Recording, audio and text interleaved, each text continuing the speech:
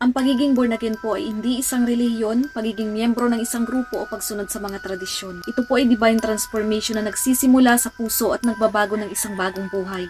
Kapag tayo po ay isinilang na muli, binago na ng Diyos ang isang tao. Ito po yung sabi sa 2 Corinto 5 verse 17. Kaya't kung nakipag-isa na kay Kristo ang isang tao, isa na siyang bagong nilalang. Wala na ang dati niyang pagkatao. Sa halip, ito'y napalitan na ng bago.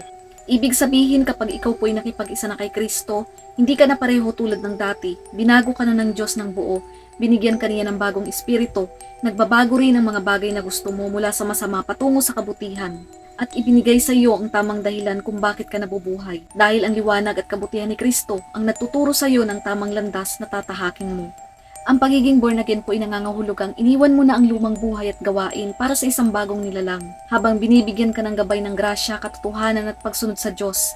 Hindi po ito relihiyon na gawa ng tao, kundi isang buhay na binago ng Diyos mismo. Mula sa kadiliman patungo sa liwanag, mula sa lumang buhay patungo sa bagong buhay, mula sa relihiyon patungo sa tunay na pagbabago at katotohanan ni Kristo.